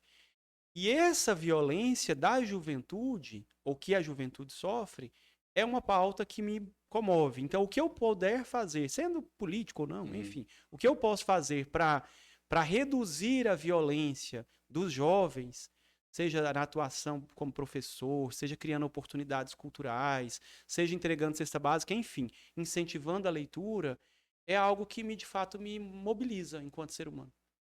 Você tem uma equipe hoje montada já, fazendo os planos seus, tudo, ou você tá. Tô aí, irmão, alguns amigos, sabe? Porque eu sei que a política, ela, quando você não tem uma grana, principalmente no Brasil, né, cara? Tudo a galera gosta muito de dinheiro e tal. Você tem uma equipe hoje de base para falar assim, pô, eu tenho, igual você trouxe o seu amigo, o Bruno, né? Meu namorado. Ah, é? Uhum. Pô, então. Então, você tem uma equipe igual o Bruno? Hoje, assim, tem ele que é seu namorado e tal, mas tem uma galera que tá se dedicando porque acredita em você? Muito. Eu sou muito feliz com com a generosidade dos meus amigos, de pessoas que estão próximas. Foram 4.300 votos para vereador, que é muito, você Demais, sabe. cara. Para senador Até foi agora eu quase... não entendi por que você não foi eleito. Porque o partido não fez o quociente. É muita gente generosa, porque como são múltiplas pautas, você acaba dialogando com vários lugares. Então a gente tem várias equipes de voluntários, várias equipes de amigos, e um núcleo menor de quem de fato está dentro da pré-campanha, escrevendo, produzindo conteúdo, produzindo material. Inclusive você que está em casa, se quiser seguir Fabrício Rosa no Instagram, no Isso aí. Facebook. Então, a gente tem alguns grupos, algumas equipes, claro que muito aquém do que é necessário, porque a gente sabe que o grande capital, os grandes bilionários têm uma Eu estrutura até te fiz a gigantesca. pergunta porque eu vi sobre o que você declarou, né, como bens e tal, e aí por isso que eu fiz essa pergunta, porque pessoas gastam muita grana, né, cara, por política. Eu fui candidato a vereador na passada por experiência, só para vou ver qual que é desse negócio aí, Que massa, não né? E sabia. eu achei bom pra É caramba. bom, você aprende muito. Eu sempre falo isso e sempre repito isso. Eu me tornei melhor depois que eu conheci algumas coisas, sabe? Sim, E só que eu sei que para ganhar, cara, e para tem que ter muita grana, tem que ter muito sim, empresário te bancando ali por sim, trás, sua estrutura e tal, sim, porque não é fácil. sim. A gente vive uma ditadura do dinheiro. Parece uma democracia, mas na verdade é o dinheiro que manda. Se você pode contratar cabos eleitorais espalhados pelo Estado para ter mais voto, você precisa de dinheiro. Então, quem tem mais dinheiro vai contratar mais cabos É, esse trabalho que eleitorais. você tá fazendo agora Sim. precisa de muita grana, Se cara. você vai entregar panfleto, tem que imprimir o panfleto. Se você vai colocar nas redes sociais para impulsionar, tem que pagar. Então, tudo é caríssimo. E aí, no partido também, se você não tem visibilidade, não é da cúpula do partido, também você não consegue recursos. Você faz parte da cúpula ou não? Não faço parte da cúpula. Eu entrei no PT agora, tem 2, 3 meses, e no PSOL também eu não fazia parte da cúpula, então Mas assim, eu faço parte da cúpula do coração de muitos amigos. Sim. Então, eu acredito bastante. O que te levou, Fabrício, a sair, a querer ir pro PT nesse momento que do que o país vive, né, com todas esses ataques e tal, que é até meio ridículo. Tudo bem se o partido deve ou não deve, deveu lá atrás ou não deve, mas a galera tá com muito... Ah, e o PT? Pô, tem 7 anos, são 6 para 7 anos que o PT saiu do poder. Sim. E até hoje as pessoas culpam isso. E nesse exato momento você pulou para lá, né, cara? Cara, então, eu já estava acostumado com a crítica, porque uma parcela grande da população acredita que o PSOL, que era o meu partido, era um puxadinho do PT. E o PSOL levanta todas essas bandeiras que a gente falou aqui. É o partido mais LGBT do Brasil, é um Sim. partido que sempre levantou a bandeira da legalização, então eu já estava acostumado com a crítica. Sempre fui de esquerda, sou socialista, tenho muito orgulho de ser socialista. Eu já estava acostumado com a crítica. Mas eu acreditava e acredito na necessidade de uma frente de esquerda para garantir a governabilidade, para eleger o Lula e garantir a governabilidade do Lula. Eu não tenho dúvida que a esquerda entrega mais para a população e acolhe melhor o trabalhador em suas demandas do que a direita. A gente está vendo aí o valor das coisas, do arroz, do feijão, da gasolina, do dólar, da inflação. Então, eu não tenho dúvida alguma que a esquerda é muito mais comprometida, tem um programa de país, um projeto de país muito mais importante, robusto, comprometido com as pessoas que mais precisam. E aí, quando eu saí do PSOL, havia uma discussão muito grande se o PSOL iria ou não apoiar o Lula. Quase a metade do partido foi contra apoiar o Lula. Sério? 46% queria lançar candidatura própria. E eu não sou a favor de lançar candidatura própria nesse momento. Eu sou a favor de tentar, ao máximo, uma coalizão, uma frente de esquerda. Então, esse é um dos fatores que me leva a sair do PSOL. Além de o fato de o partido ainda ser muito pequeno aqui em Goiás. O PT já tem muita dificuldade aqui em Goiás. Então, o pessoal tem mais Adriano dificuldade falou sobre ainda. isso aqui. Sim. O povo goiano é um povo muito conservador. E não só por ser conservador, mas o nosso estado foi um estado muito violentado. Tanto é que nem tem povos indígenas aqui. Massacramos quase todos. Tem 3 poucos povos. É um povo muito explorado. Os grandes latifundiários. É um povo muito acostumado com a exploração e que ainda não teve a oportunidade de se empoderar, de criar uma autonomia de pensamento para enfrentar as estruturas constituídas. Então, enfim, mas voltando. Aí isso me leva a ir para o PT. Então, eu quero apoiar o projeto do presidente Lula, eu acredito nesse projeto. É perfeito? Não. Mas é o melhor programa para o nosso país. porque é feito por teóricos importantes, porque é feito por movimentos sociais importantes, Mais humano, porque é né, feito velho? por sindicatos importantes. Não é perfeito, é humano, É. mas é o que há de melhor para o futuro do nosso país. Então eu acredito nesse projeto e por isso eu vim para dentro desse projeto. Deixa eu fazer uma pergunta. Eu tenho vários amigos policiais e, e esses dias alguém me mandou lá sobre o armamento, né? Armar as pessoas e tal. Porque você tá em casa. Aquele discurso. Uhum, Você tá em casa, chega um cara com arma, você vai estar com a arma, você vai reagir e vai tentar, né? uhum, E aí eu mandei, porque eu fui criado dessa forma e pensando dessa forma, né? E meu irmão, inclusive, ele fala muito isso. uhum. Ele sempre falou, porque eu poderia ser um cara, poderia andar armado aí pra baixo e pra cima, e eu tenho certeza que os policiais que me conhecem não iam me prender e nem iam tomar minha arma. Sabe? E eu nunca optei por isso, porque eu sempre acreditei que quem usa arma ou é polícia ou é bandido. Pra mim não tem um meio termo. Você é dessa opinião também, ou você acha que tem que armar as pessoas? Não, eu não acho que tem que armar as pessoas. Eu acho que o Estado tem o dever de garantir segurança para as pessoas. A gente paga muito bem os policiais, a gente paga os nossos impostos. O Estado tem que garantir segurança Bom para as ouvir isso, hein, pessoas. cara? Além disso, é uma falácia que a arma vai proteger as pessoas. Você, amigo que está em casa, pensa comigo e depois pesquisa isso na internet. Os policiais no Brasil, 75% morrem na folga e armados. Se a arma garantisse o direito à vida dos policiais que morrem na folga e armados, eles não estariam morrendo. E eles são treinados pela polícia cotidianamente, eles Uhum. recebem um armamento da polícia. Então, por que os policiais morrem? Morrem revidando a uma tentativa de latrocínio, morrem trabalhando num bico. Então, é uma falácia que você vai estar armado e vai conseguir revidar um cara que te pegou de surpresa. O que mais importa numa cena dessa é o chamado fator surpresa. E o elemento numérico também, se tem muitas pessoas contra poucas. Então, estar armado não vai garantir que você proteja a sua vida. Então, arma é ruim por princípio, arma nunca é bom. No Brasil, a cada 3 dias uma criança morre por acidente com armas de fogo dentro de casa. As mulheres que são mortas pelos seus maridos, mais da metade são mortas por arma de fogo. Vários acidentes acontecem. Então, mais arma não vai ser bom, mais arma vai ser ruim. Essas armas que estão sendo compradas legalmente, logo elas são roubadas, logo elas vão parar nas mãos das facções criminosas. Então, isso vai ser ruim a médio e longo prazo para o Brasil. Eu não tenho dúvida nenhuma disso. A gente teve um período lá atrás que de desarmamento e tal, e tomar arma disso e aquilo. Aí do nada esse governo virou para isso, né? Para armamento e tal, trazer. E eu tenho muita preocupação. Inclusive, eu tenho sobrinho que já morreu, sabe se foi suicídio ou se foi acidente, justamente por ter armas em casa, sabe? Meu cunhado tinha várias armas e tal. E eu sou totalmente contra isso, cara. E acho Sim. muito bom você ter essa linha de raciocínio aí, porque o governo ele quer jogar nas costas nossas o papel Sim. dele, Na né? verdade, o que a gente vê é um lobby de grandes proprietários de terra, pessoas que querem defender, em tese, a sua propriedade ou a sua casa, mas pessoas muito ricas. O pobre não tem condição de comprar uma arma de 3, 4, 5 mil reais. Ele mal está conseguindo comprar arroz, feijão, pagar as contas no final do mês. 75% das pessoas no Brasil estão com o nome no Serasa ou no SPC.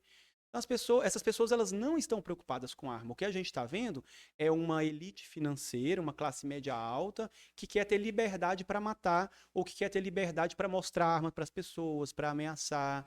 Então, é isso que está no fundo. E os policiais também, muitos são contra esse São, modelo que o né? Bolsonaro está implantando aí. Porque os próprios policiais correm risco. Vou dar um exemplo.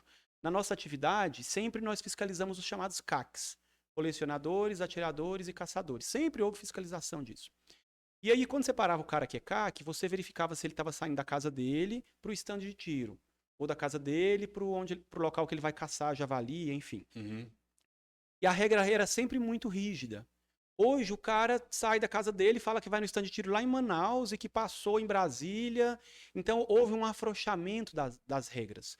E não só dessa, mas de várias regras relativas ao porte e à posse de armas. Isso coloca em risco também a vida dos policiais, a vida da população como um todo. Muita gente usa arma e briga no trânsito e É. acaba matando pessoas. Imagina em Goiânia, E aí muita esse gente trânsito usa os louco. Estados Unidos como exemplo. Mas nos Estados Unidos há um controle rigidíssimo sobre álcool.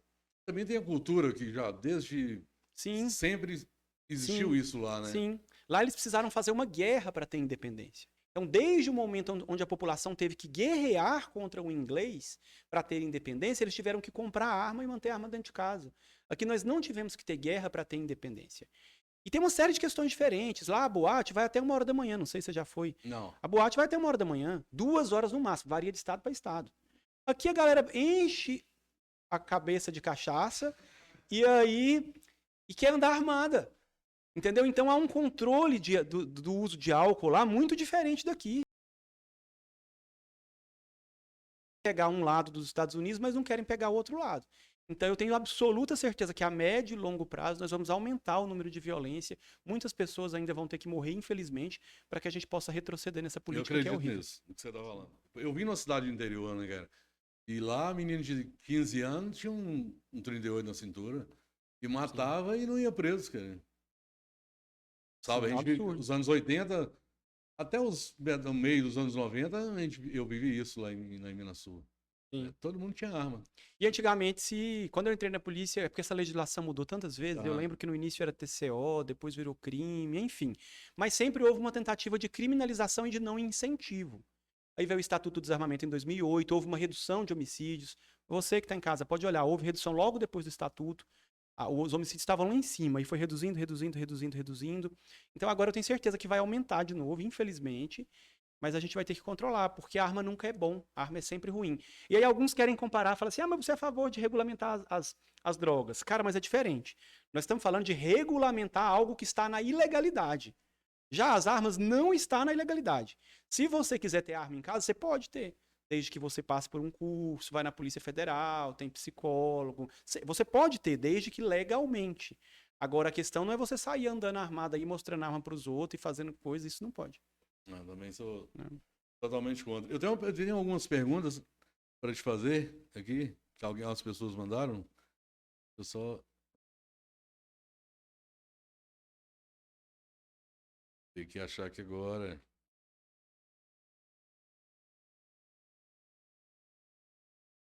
Cara, que bom você estar aqui, viu, Fabrício? Pois é, fiquei feliz, demorou, cara. Mas viemos, né? E que o Alice fez a ponte, hein? Sim. Gostei demais. Tem uma pergunta que diz assim, ó. Qual o papel da polícia perante a regulamentação da maconha? O papel da polícia? Bem, a polícia em si, ela não entra nessa discussão enquanto instituição. Né? A polícia em si. Mas se houver a regulamentação da maconha, isso vai deixar de ser um crime e a polícia vai trabalhar com cuidar de outros crimes, estupro, homicídio, latrocínio, roubo, furto, enfim. Tem crime demais. Você acha violência que a polícia doméstica. vai aceitar isso? Uai, com certeza. Não, sim, como lei, mas como pessoal, por exemplo. Com certeza. Isso tem acontecido em vários países. A polícia ela só pode combater aquilo que é crime. O que não é crime, ela não combate. O quão próximo de regulamentar o Brasil está, irmão? Se fosse para o nosso desejo, seria hoje, ontem. Mas depende do clamor da sociedade, da sua participação que está em casa. Acredito que na nossa existência a gente ainda vai ver a regulamentação. Acredito que não deve... Com certeza. Acho que não deve passar de 10, 15 anos, não. Quantos mandatos deu para isso? Uns 3 mandatos a gente vai conseguir. Até lá já sou deputado federal e a gente vai colaborar nessa regulamentação. Tem alguns projetos de lei. Mas eu acredito muito na possibilidade de regulamentação. Acho Irmão, você sabe que tem milhares de pessoas esperando por isso, hein, cara? Com certeza. Porque é muito preconceito. Porque o cara não pode falar que ele fuma maconha. Eu conheço juízes, promotores, médicos, empresários que são excelentes profissionais e que são estigmatizados, que sofrem preconceito porque usam maconha ou até mesmo outras drogas. A questão é você pegar uma substância e achar que o cara é moralmente inferior ou eticamente inferior, ou o caráter dele é inferior porque ele usa aquela substância. E não tem nada a ver. A gente vê bons empresários, bons juízes, bons promotores que usam determinada substância, outros que são ruins, que são desonestos, que não usam. Então a questão é quando você tenta fazer uma interligação. Isso é o preconceito. O que as pessoas podem esperar aí do deputado estadual Fabrício Rosa? Fabrício Rosa, você pode esperar muita coragem, porque de fato eu tenho pouco medo, ainda não teve nada que me amedrontou, não. Sobre isso aí você não precisa nem falar, porque pode esperar. Você luta e pelo que você faz, sabe, tem que ter coragem, não tem outra... Pode esperar muito trabalho também, eu não tenho muita preguiça. Meu avô tinha uma frase bonita, ele falava o seguinte, carro apertado é que canta. Aqui em Goiás a gente tem os carros de boi, não é? Aham. Aí quanto mais coisa você coloca em cima, mais barulho ele faz. Aí, então, eu sou uma pessoa que coloco muita coisa em cima para fazer muito barulho. Então, carro apertado aqui, canto eu trabalho muito, desde a hora que eu acordo, que é bem cedo, Que até hora que a você tá hora que eu acordando, durmo. Fabrício? Cara, tem dia que é 6, tem dia que é 7, varia, porque depende do dia, da hora que eu durmo. Como as pautas que eu trabalho são pautas que pessoas gostam muito da noite, Uhum. às vezes eu saio muito pra noite. Tipo, aqui eu ainda vou pra mais 2, 3 eventos. Então, às vezes eu vou dormir 3, 4 da manhã, depende da hora que eu durmo. Mas eu trabalho muito. E vou continuar trabalhando muito por acreditar mesmo num outro mundo possível, com mais justiça social, com mais igualdade, com mais liberdade. Você conhece alguns políticos goianos que tenha pelo menos a simpatia das suas bandeiras? Todos os políticos de esquerda eu conheço, mas nem todos têm, não sei se o termo correto é simpatia, mas têm afinidade ou até mesmo coragem para trabalhar com essas temáticas. Mas é uma injustiça, inclusive. Deixa eu aproveitar para falar Uhum. disso. Os políticos goianos de esquerda não conheço político que seja envolvido com corrupção. É muito injusto falar de corrupção do PT Goiás. Rubens Ottoni, Mauro Rubem, Adriana Corse, Tem Cátia anos, né? Maria. Não vejo, nunca vi casos, então é muito injusto. São pessoas que eu confio, que eu gosto muito, mas que trabalham com outras pautas que são tão relevantes quanto. Então, que trabalham com. Porque existe uma pluralidade de pautas, as demandas são muito grandes. Então, também, não necessariamente eles precisam estar nas mesmas pautas que eu, mas são colaboradores, sim. Quando eu preciso, eles estão juntos. Você acha que esse governo aí vai mudar alguma coisa ainda? Porque assim, ó, lá no comecinho eu falei várias coisas, né? Que o presidente ele vai arrastar aí com essa. Só um exemplo, né? Vai arrastar, por exemplo, aquela ajuda de custo que deram para muita gente aí um tempão para segurar voto. Por exemplo, hoje eu vejo eles se movimentando para abaixar o preço da gasolina, por exemplo. Uhum. Você acha que isso é tática de governo, irmão? Com certeza, 3 meses da eleição, ele cria um projeto de lei para reduzir o ICMS, com uma intervenção do Estado, inclusive, um cara que se diz liberal, intervindo na economia dessa forma, de maneira contraditória, incoerente. Com certeza é uma tática eleitoral. Mas eu não acredito que ela vá funcionar muito porque nós somos reféns do preço do dólar e reféns de uma política implantada pelo governo Temer em 2016, que implantou a chamada paridade de preços internacionais, a PPI. E a oscilação das bolsas de valores, a guerra na Ucrânia, a oscilação do dólar tem uma força muito superior a 80, 30, 50 centavos que o ICMS vai conseguir conter aqui.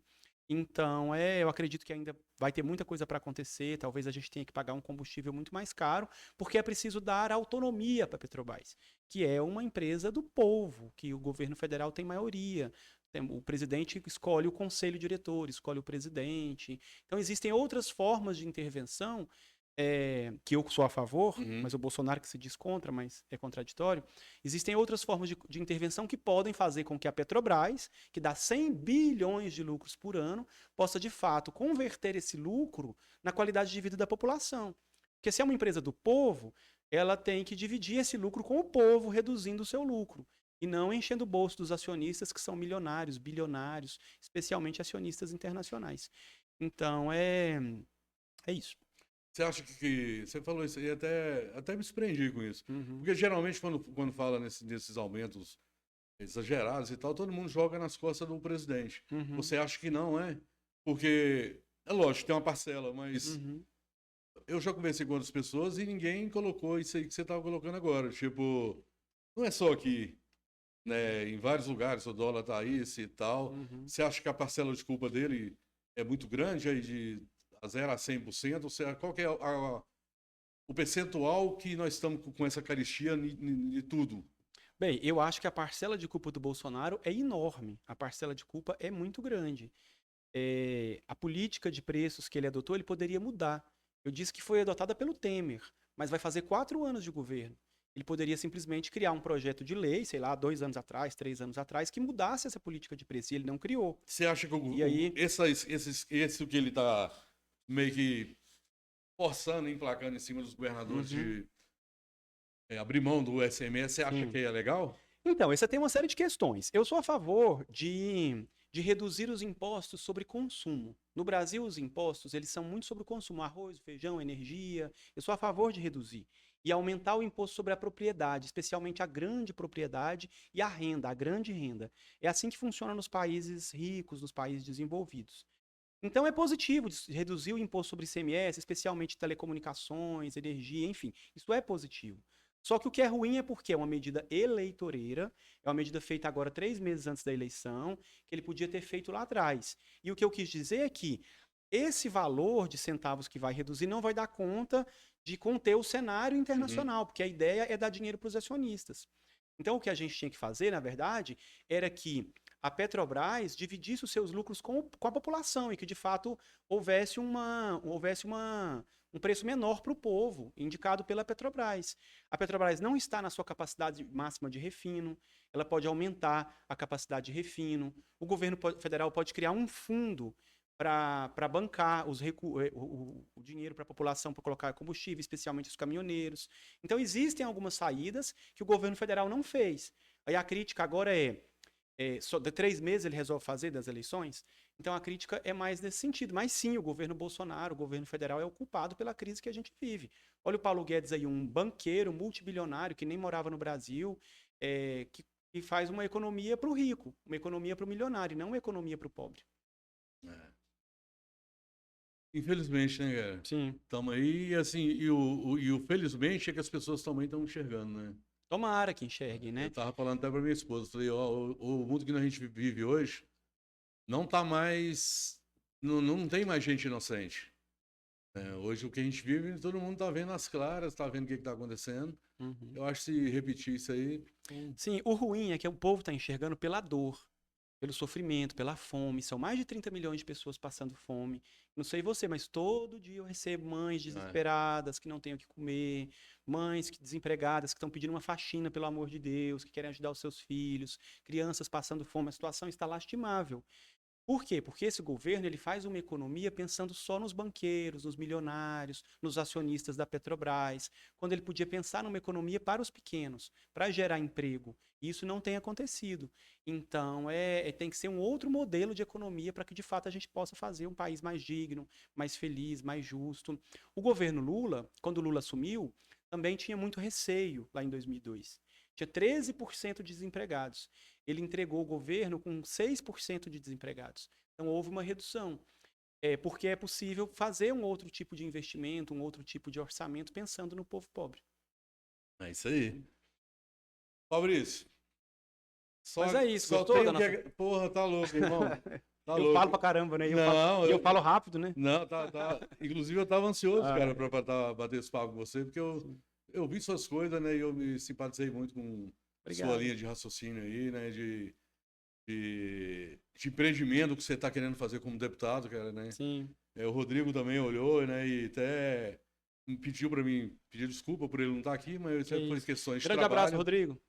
né? E, irmão, muito obrigado pelo seu tempo, né? Pelo papo que a gente teve. Eu acho que muitas pessoas vão entender mais aí as coisas que tá. Fica Uhum. meio no ar, né? A gente Sim, vê isso, o político tal, o candidato tal, fala isso, mas a gente, quando adentra o assunto é mais interessante, né? sim, E eu quero te agradecer isso e desejar, irmão, assim, sucesso para você, né? Para seu marido, sim, meu namorado. seu namorado, né? Quero desejar sucesso na política, na sua carreira aí. Obrigado.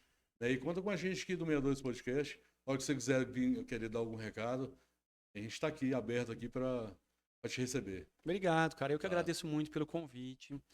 Obrigado por atuar com a comunidade LGBT há tanto tempo, por acreditar no mercado da moda, que é um mercado da beleza, que é um mercado da transformação, da geração de emprego, da diversidade.